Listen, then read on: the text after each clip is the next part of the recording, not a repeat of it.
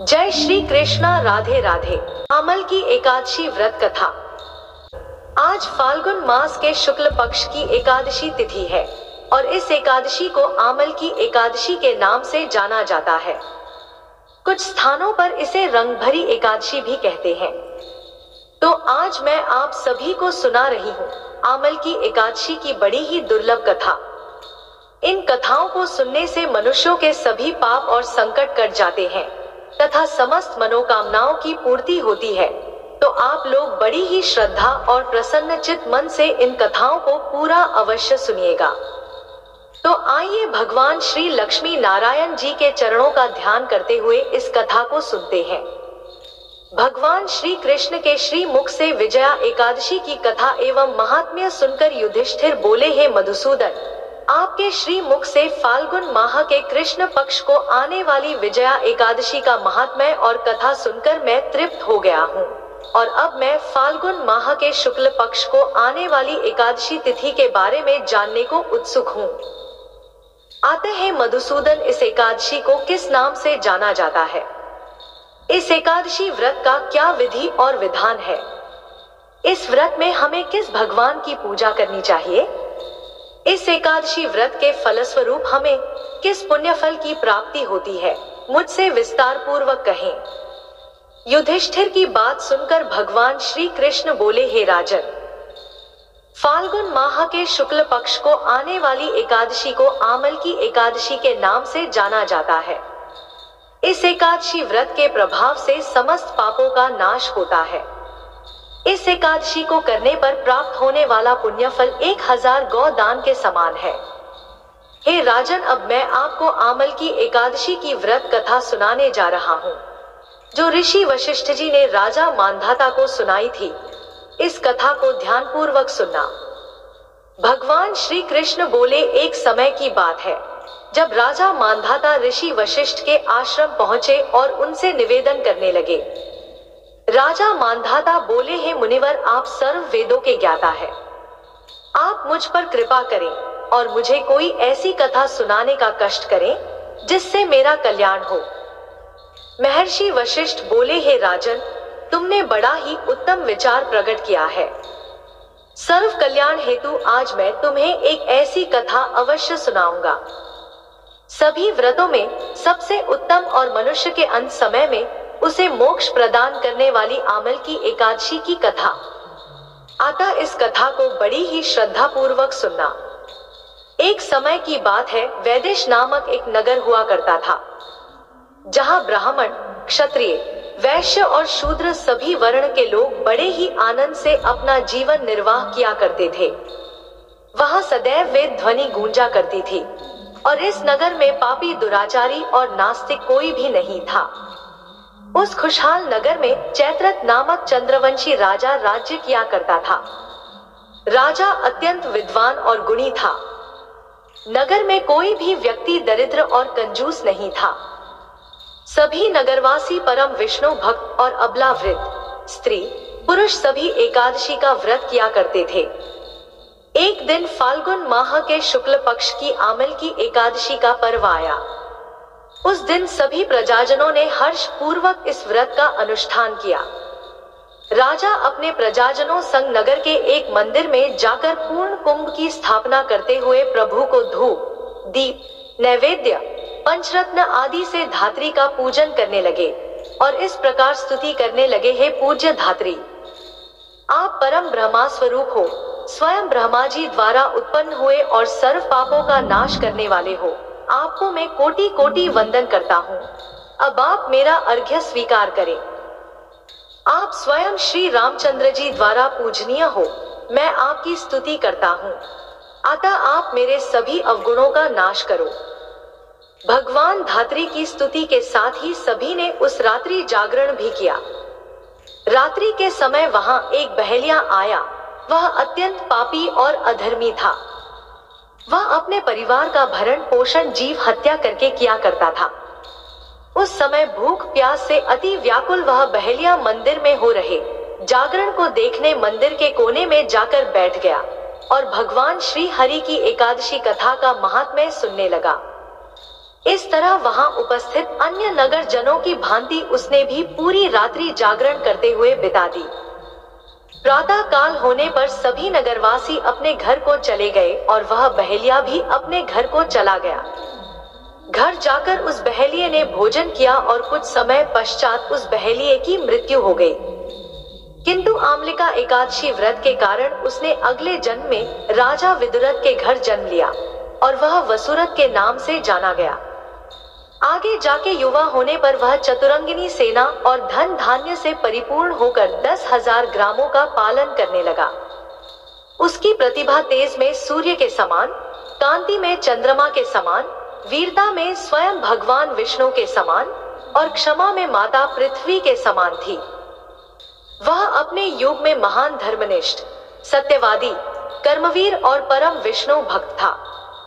वह अपनी प्रजा का समान भाव से पालन करता था। वह परम दानवीर था और दान देना उसका नित्य कर्म भी था। एक दिन राजा आखेट करने हेतु जंगल में गया। दैवयोग के कारण वह मार्ग भूल गया और दिशा की अज्ञानता के कारण वह एक वृक्ष के तले जाकर सो गया। कुछ ही देर बाद पहाड़ी डाकू वहां आ गए। राजा को अकेला देख मारो मारो शब्दों के नारे लगाते हुए राजा की ओर दौड़े। डाकू कहने लगे, इस दुष्ट राजा ने हमारे सभी संबंधी, माता, पिता, पुत्र, पौत्र की निरापराध हत्या की है और हमें अपने नगर से बाहर निकल दिया है। अतः ऐसे दुष्ट राजा को मारना अवश्य चाहिए। अपना क्रोध राजा के ऊपर निकालते हुए वे निशस्त्र राजा की ओर दौड़े और अपने अस्त्र शस्त्र का प्रहार राजा के ऊपर करने लगे। जितने भी अस्त्र शस्त्र राजा के ऊपर फेंके जाते वह स्वतः ही नष्ट हो जाते और राजा को उन अस्त्रों का वार एक पुष्प के समान प्रतीत हो रहा था। अब उन डाकुओं द्वारा फेंके जाने वाले अस्त्र और शस्त्र उल्टा उन्हीं को क्षति पहुंचाने लगे और क्षति के मारे वह स्वयं ही मूर्छित होकर नीचे गिरने लगे। उसी पल राजा के शरीर से एक दिव्य प्रकाश उत्पन्न हुआ और उसमें से एक बहुत ही तेजवान स्त्री का आगमन हुआ।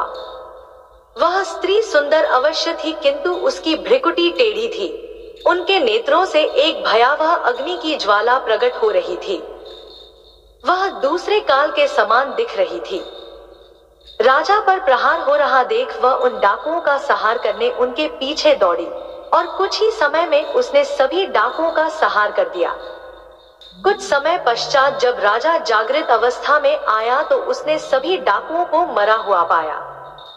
सभी डाकुओं को मरा हुआ देख वह आश्चर्यचकित हो उठा और सोचने लगा कि इन डाकुओं को आखिर किसने मारा होगा। इन निर्जन वन में ऐसा कौन है जो मेरा हितैषी है, जिसने मेरे प्राणों की रक्षा की है। तभी एक आकाशवाणी हुई, हे राजन, इस संसार में भगवान श्री हरि विष्णु के अतिरिक्त और कौन है जो तुम्हारी सहायता कर सकता है। इस आकाशवाणी को सुन उसने भगवान श्री हरि विष्णु की स्तुति गाते हुए उनको साष्टांग नमन किया। अब राजा पुनः अपने राज्य को गया और सुखपूर्वक राज्य करने लगा। अंत में महर्षि वशिष्ठ बोले, हे राजन, यह आमल की एकादशी का प्रभाव था। इस एकादशी का व्रत करने वाला हर मनुष्य अपने सभी कार्यों में निश्चित रूप से सफलता प्राप्त करता है और अपने अंत समय में विष्णुलोक को प्राप्त होते हैं। एक बार प्रेम से बोलिए, श्री लक्ष्मी नारायण भगवान की जय। आइए अब तुलसी माता की कथा को सुनते हैं। कहते हैं कि तुलसी माता की कथा सुनने से ही एकादशी व्रत कथा पूर्ण माना जाता है और सभी मनोकामनाओं की पूर्ति होती है। सावरणी मुनि की पुत्री तुलसी अपूर्व सुंदरी थी। उनकी इच्छा थी कि उनका विवाह भगवान नारायण के साथ हो। इसके लिए उन्होंने नारायण पर्वत की घाटी में स्थित बद्री वन में घोर तपस्या की। दीर्घ काल तक तपस्या करने के उपरांत ब्रह्मा जी ने प्रसन्न होकर दर्शन दिया और वर मांगने को कहा। तुलसी जी ने कहा, हे सृष्टिकर्ता ब्रह्मदेव, आप अंतर्यामी हैं, सबके मन की बात जानते हैं, फिर भी मैं अपनी इच्छा आपसे बताती हूँ। मैं चाहती हूँ कि भगवान श्री नारायण मुझे पति रूप में मिले। ब्रह्मा जी ने कहा, तुम्हारा अभीष्ट तुम्हें अवश्य मिलेगा। अपने पूर्व जन्म में किसी अपराध के कारण तुम्हें श्राप मिला है, इसी प्रकार भगवान श्री नारायण के एक पार्षद को भी दानव कुल में जन्म लेने का श्राप मिला है। दानव कुल में जन्म लेने के बाद भी उसमें नारायण का अंश विद्यमान रहेगा। इसलिए इस जन्म में पूर्व जन्म के पाप के शमन के लिए संपूर्ण नारायण तो नहीं मिलेंगे, लेकिन नारायण के अंश से युक्त दानव कुल जन्म उस साप ग्रस्त पार्षद से तुम्हारा विवाह होगा। साप मुक्त होने पर भगवान श्री नारायण सदा सर्वदा के लिए तुम्हारे पति हो जाएंगे। तुलसी ने ब्रह्मा के इस वर को स्वीकार किया, क्योंकि मानव कुल में जन्म होने के कारण उस मायावी भोग को तो भोगना ही था। तुलसी बद्री वन में ही रहने लगी। नारायण का वह पार्षद दानव कुल में जलंधर के नाम से पैदा हुआ था। कुछ दिनों बाद वह भ्रमण करता हुआ बद्री वन में आया। यहाँ तुलसी को देखते ही वह उस पर मंत्र मुग्ध हो गया। तुलसी के सामने उसने अपने विवाह का प्रस्ताव रखा। इतने में ही महाब्रह्मा जी आ गए और तुलसी से कहा, तुलसी, जलंधर को देखो कैसा देवो उसका स्वरूप है। दानव कुल में जन्म लेने के बाद भी लगता है जैसे इसके शरीर में नारायण का वास हो। तुम प्रस्ताव को सहर्ष स्वीकार कर लो। तुलसी को भी लगा कि उसकी तपस्या पूर्ण हुई, उसे इच्छित फल मिला है। जलंधर के साथ उसका गंधर्व विवाह हो गया और वह जलंधर के साथ उसके महल में पत्नी बनकर आ गई। जलंधर ने अपनी परम सुंदरी सती साध्वी पत्नी तुलसी के साथ बहुत दिनों तक राज्य किया। उसने अपने राज्य का इतना विस्तार किया कि देवलोक तक उसके अधिकार में आ गया। स्वर्ग का सुख भोगने वाले देवताओं की दशा भिखारियों जैसी हो गई। जलंधर किसी को कष्ट नहीं देता था, पर अधिकार और राज्य छिन जाने से सारे देवता मिलकर ब्रह्मा, विष्णु और शिवजी की सभा में गए तथा अपनी विपत्ति सुनाई। ब्रह्मा जी ने कहा, तुलसी परम साध्वी है, उसका विवाह जलंधर से मैंने ही कराया था। जलंधर को तब तक नहीं हराया या मारा जा सकता जब तक तुलसी को ना छला जाए। भगवान श्री हरि विष्णु जी ने कहा, जलंधर पूर्व जन्म में मेरा पार्षद था। श्राप के कारण उसे दैत्य कुल में जन्म लेना पड़ा। इस जन्म में भी मेरा अंश उसमें व्याप्त है। साथ ही तुलसी के पतिव्रत धर्म से वह अजय है। फिर देवताओं की सहमति से भगवान शिव ने जलंधर के पास संदेश भेजा कि या तो वह देवताओं को राज्य लौटा दे या फिर उनसे युद्ध करे।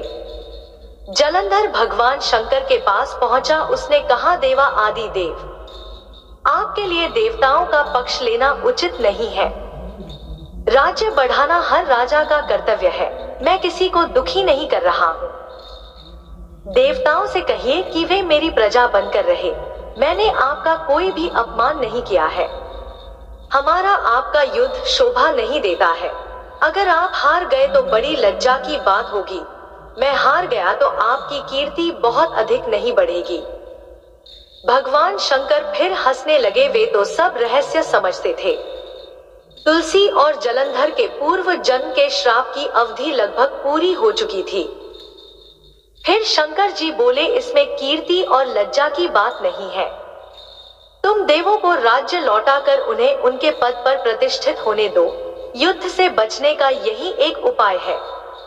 जलंधर ने कहा, मैंने युद्ध के बल से देवलोक जीता है। कोई उसे युद्ध के द्वारा ही वापस ले सकता है। यह मेरा अंतिम उत्तर है। अब मैं जा रहा हूँ। ऐसा कहकर जलंधर चला गया। उसने अपनी पत्नी तुलसी को सारी बातें बताई और कहा, कर्म भोग सब काल सूत्र में बंधा है। जीवन में हर्ष, शोक, भय, सुख, दुख, मंगल अमंगल काल के अधीन है। हम तो केवल निमित्त हैं। संभव है भगवान शिव देवों का पक्ष लेकर मुझसे युद्ध करें। तुम चिंता मत करना, तुम्हारा सती तेज मेरी रक्षा करेगा। दूसरे दिन भगवान शंकर के नेतृत्व में देवताओं ने युद्ध छेड़ दिया। जलंधर ने भीषण बाणों की वर्षा कर उनका वेग रोका। उसके प्रहार से देवता डगमगाने लगे। उसने दानवी शक्ति का प्रयोग कर मायावी युद्ध आरंभ किया। युद्ध स्थल पर वह किसी को भी दिखाई नहीं देता था, पर उसके अस्त्र शस्त्र प्रहार कर देवों को घायल कर रहे थे। देवगण अपने अस्त्र चलाएं तो किस पर चलाएं? क्योंकि कोई शत्रु सामने था ही नहीं। कई दिनों तक इस तरह भयंकर युद्ध चला और जलंधर पराजित नहीं हुआ। तब शिव जी ने विष्णु से कहा, विष्णु कुछ तो उपाय करो, अन्यथा मेरा तो सारा यश मिट्टी में मिल जाएगा। विष्णु जी ने सोचा, बल से तो जलंधर को हराया नहीं जा सकता, इसलिए छल का सहारा लेना ही पड़ेगा। उन्होंने तुरंत अपना स्वरूप जलंधर जैसा बनाया और अस्त्र शस्त्र से सुसज्जित हो तुलसी जी के पास पहुंच गए और बोले, प्रिय मैं युद्ध जीत गया, सारे देवता भगवान शंकर समेत मुझसे हार गए। इस खुशी में आओ मैं तुम्हें अपने अंग से लगा लूं। पति को प्रत्यक्ष खड़ा देख तथा विजय का समाचार सुन वह दौड़कर मायावी जलंधर के गले से लिपट गई। इस प्रकार पति पत्नी दोनों ने आलिंगन हो खूब खुशी मनाई। पर पुरुष के साथ इस प्रकार के व्यवहार से उसका सती तेज नष्ट हो गया। उसका सती तेज जो जलंधर की कवच के रूप में रक्षा कर रहा था, वह कवच नष्ट हो गया। जलंधर शक्तिहीन हो गया। यह जानते ही भगवान शंकर ने उस पर अपने त्रिशूल से प्रहार किया। त्रिशूल के लगते ही जलंधर जलकर भस्म हो गया। जलंधर के मरने को जानकर भगवान विष्णु अपने असली रूप में आ गए। सामने अपने पति जलंधर के स्थान पर भगवान विष्णु को खड़ा देख तुलसी बहुत विस्मित हुई। उसको पता लग गया कि स्वयं नारायण ने उसके साथ छल किया है। क्रोध में आकर तुलसी जी ने श्राप दिया और भगवान विष्णु से कहने लगी, एक सती स्त्री का सतीत्व भंग करने के अपराध में तुम हृदयहीन पत्थर हो जाओ। विष्णु जी ने तुलसी के श्राप को शिरोधार्य कर कहा, हे देवी, तुम्हारे तथा जलंधर के कल्याण के लिए मुझे ऐसा करना पड़ा। तुम दोनों को श्राप मुक्त करना था। तुम भी अब अपना शरीर त्याग कर तुलसी बिरवा के रूप में जन्म लोगी और मेरी पूजा तुलसी दल से होगी। मैं शालीग्राम पत्थर बनूंगा, मेरे शीश पर तुम आदर से विराजमान होगी। तुम्हारे पति की हड्डियों के चूर्ण से शंख की उत्पत्ति होगी। उस शंख ध्वनि से देवताओं तथा मेरी पूजा आराधना होगी। जहां शंख ध्वनि होगी वहां मंगल में मैं विराजमान रहूंगा। तुमने पूर्व जन्म में बद्री वन में मुझे पाने के लिए बड़ी तपस्या की थी। अब अगले जन्म में मैं नारायण के रूप में बद्रीनाथ वन में स्थापित होऊंगा और मेरी पूजा अर्चना फल फूल से ना होकर तुम्हारी तुलसी दल से होगी। मेरे शीश पर विराजमान होकर तुम मुझसे भी ऊंचा पद प्राप्त करोगी। बोलिए श्री लक्ष्मी नारायण भगवान की जय। बोलिए श्री तुलसा जी शालिग्राम जी की जय। अब आइए सुनते हैं एकादशी माता की कथा। एक बूढ़ी माँ ने एक बार एकादशी का व्रत रखा। बड़ा ही भाव भक्ति से पूजा अर्चना की। उन्हें वृद्धा अवस्था में क्या बाधा थी। वे तो अपने पुत्र पत्रों की सुख सुविधा के लिए व्रत रखने लगी थी। वे दिन भर तो जरा कठोर मन करके अपनी प्यास को रोके रही। दिन में पूजा पाठ किया, कथा सुनी और पंडित जी को मिट्टी के पात्र में भरकर पानी और ऋतु फल दान में दिए। दोना भर भर के भूरा शक्कर वितरण किया। उन्हें गर्मी के कारण बहुत बेचैनी हो रही थी। इस कारण से बड़ी देर तक पानी में पड़ी रही और पानी के कुल्ला करती रही। अपना मुंह बार बार धोती रही। तब कहीं थोड़ा बहुत धैर्य बंद पाया। धूप तो तेज पड़ ही रही थी, इस कारण बार बार मुंह सूख रहा था। बूढ़ी माँ बहुत बेचैन हो रही थी, क्योंकि एक तो बुढ़ापा और दूसरे यह भयंकर गर्मी। वृद्धावस्था की स्थिति तो कुछ दूसरी ही प्रकार की होती है। जैसे जैसे रोधो के दिन कट पाया, अब पहाड़ सी रात सामने थी। उसका कटना बड़ा ही कठिन दिखाई दे रहा था। खटिया पर पड़े बुढ़िया माई को शांति नहीं मिल रही थी और वे बार बार करवट बदल रही थी। अनेक बार वे बाहर जाती और भीतर आती, उन्हें घर के अंदर शांति नहीं थी। वे पड़ी पड़ी एकादशी माता का स्मरण करती रही। वे कहती रही कि हे एकादशी माता, आप मेरी लाज रखिएगा, आप ही मुझे शक्ति दे दीजिएगा, जिससे मैं भली भांति आपका व्रत कर सकूं और यह पहाड़ सी रात शांतिपूर्वक व्यतीत हो सके। प्यास के कारण बूढ़ी माँ की बेचैनी तो बढ़ ही रही थी।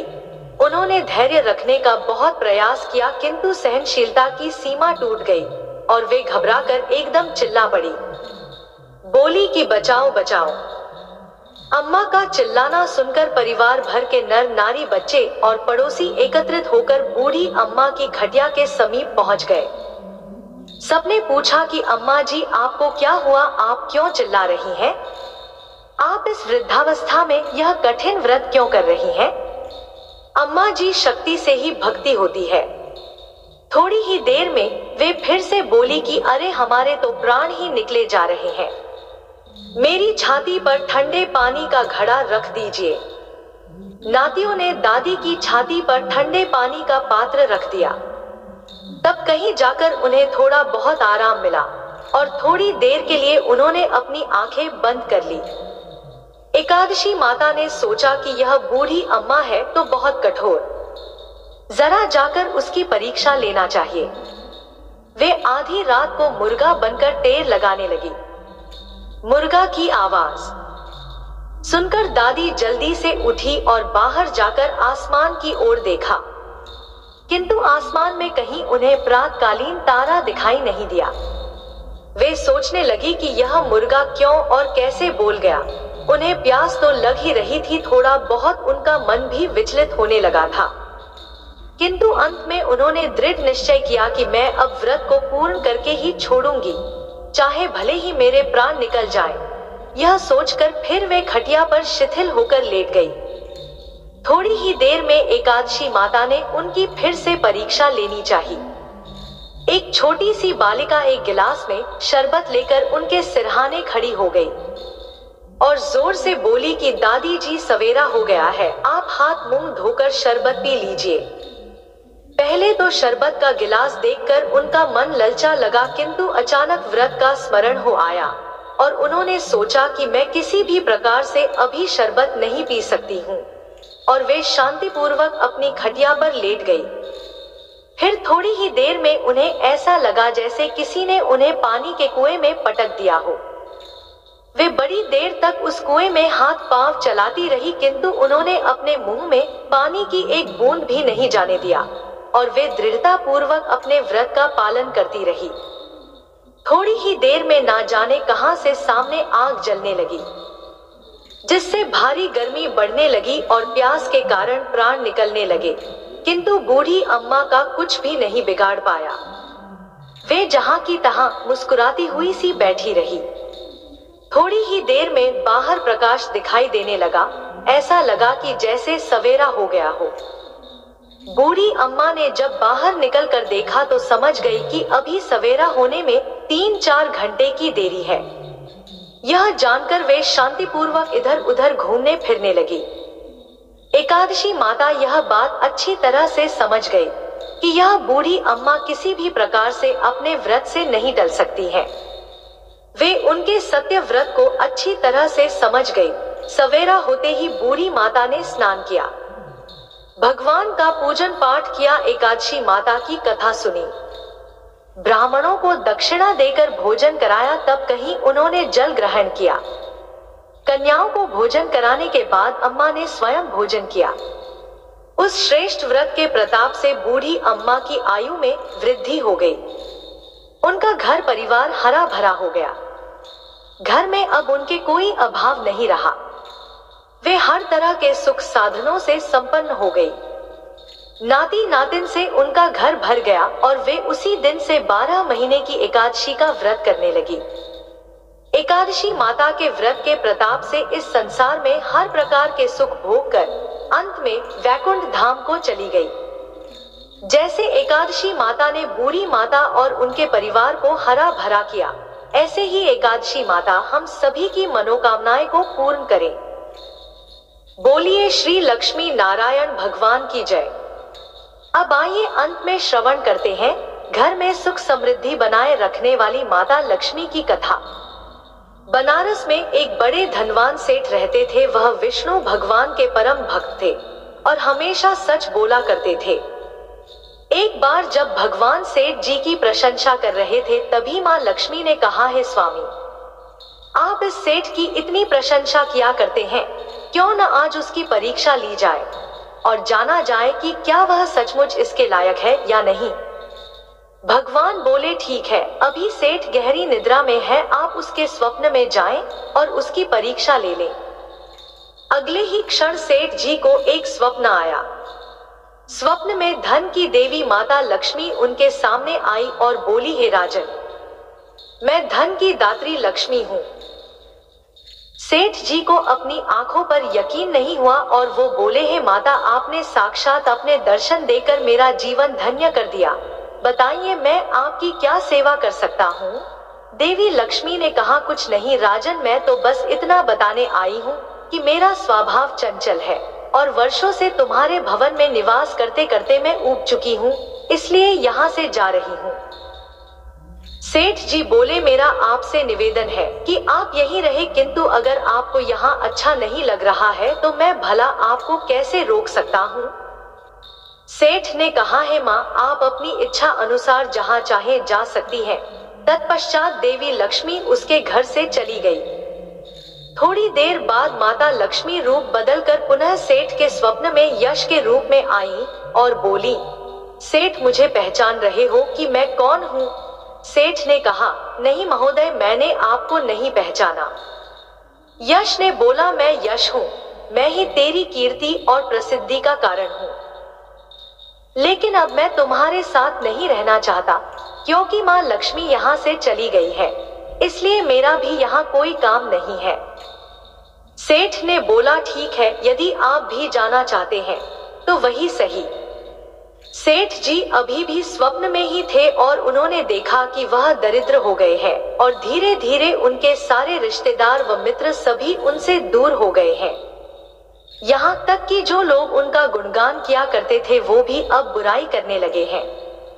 कुछ और समय बीतने पर माँ लक्ष्मी धर्म का रूप धारण कर पुनः सेठ के स्वप्न में आई और बोली, है सेठ, मैं धर्म हूँ।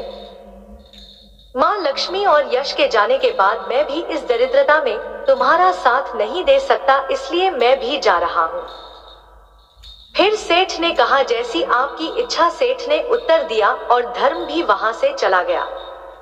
कुछ और समय बीत जाने पर माँ लक्ष्मी सत्य के रूप में स्वप्न में प्रकट हुई और बोली, है सेठ, मैं सत्य हूँ। लक्ष्मी, यश और धर्म के जाने के बाद अब मैं भी यहाँ से जाना चाहता हूँ। ऐसा सुनकर सेठ जी ने तुरंत सत्य के पांव पकड़ लिए और बोले, महाराज, मैं आपको नहीं जाने दूंगा। भले ही सब मेरा साथ छोड़ दे, मुझे त्याग दे, पर कृपया आप ऐसा मत करिए। सत्य के बिना मैं एक क्षण नहीं रह सकता। यदि आप चले जाएंगे तो मैं तत्काल ही अपने प्राण त्याग दूंगा। सेठ की ऐसी बातें सुनकर सत्य ने कहा, लेकिन तुमने बाकी तीनों को बड़ी आसानी से जाने दिया, उन्हें क्यों नहीं रोका? सेठ जी बोले, मेरे लिए वे तीनों भी बहुत महत्व रखते हैं, लेकिन उन तीनों के बिना भी मैं भगवान के नाम का जाप करते करते उद्देश्यपूर्ण जीवन जी सकता हूँ। परंतु यदि आप चले गए तो मेरे जीवन में झूठ प्रवेश कर जाएगा और मेरी वाणी अशुद्ध हो जाएगी। भला ऐसी वाणी से मैं अपने भगवान की वंदना कैसे कर सकूंगा? मैं तो किसी भी कीमत पर आपके बिना नहीं रह सकता। सेठ जी का उत्तर सुन सत्य प्रसन्न हो गया और उसने कहा, तुम्हारी अटूट भक्ति ने मुझे यहाँ रुकने पर विवश कर दिया और अब मैं यहाँ से कभी नहीं जाऊंगा। ऐसा कहते हुए सत्य अंतर्ध्यान हो गया। सेठ जी अभी भी निद्रा में ही थे। थोड़ी देर बाद स्वप्न में धर्म वापस आया और बोला, मैं अब तुम्हारे पास ही रहूंगा क्योंकि यहाँ सत्य का निवास है। फिर क्या था, सेठ जी ने प्रसन्नतापूर्वक धर्म का स्वागत किया। उसके तुरंत बाद यश भी लौट आया और बोला, हे सेठ, जहाँ सत्य और धर्म है वहाँ यश स्वतः ही आ जाता है, इसलिए अब मैं भी तुम्हारे साथ ही रहूंगा। सेठ जी ने यश की भी आग भगत की और अंत में माँ लक्ष्मी आई। उन्हें देखते ही सेठ जी नतमस्तक होकर बोले, हे देवी, क्या आप भी पुनः मुझ पर कृपा करेंगी? देवी लक्ष्मी ने कहा, अवश्य राजन, जहाँ सत्य, धर्म और यश हो वहाँ मेरा वास निश्चित है। यह सुनते ही सेठ जी की नींद खुल गई। उन्हें यह सब स्वप्न लगा, परंतु वास्तविकता में वह एक कड़ी परीक्षा से उत्तीर्ण होकर निकले थे। हमें भी हमेशा याद रखना चाहिए कि जहाँ सत्य का निवास होता है वहाँ यश, धर्म और देवी लक्ष्मी का निवास स्वतः ही हो जाता है। सत्य है तो सिद्धि, प्रसिद्धि और समृद्धि है। जय श्री कृष्णा। राधे राधे। दोस्तों, आपको ये कथा कैसी लगी कृपया कमेंट करके ज़रूर बताएं। वीडियो पसंद आया हो तो लाइक करें और अपने दोस्तों के साथ शेयर करें। कमेंट बॉक्स में जय श्री कृष्णा लिखना ना भूलें। ऐसी ही और भी बहुत सारी कहानियों को सुनने के लिए चैनल को सब्सक्राइब जरूर करें। धन्यवाद।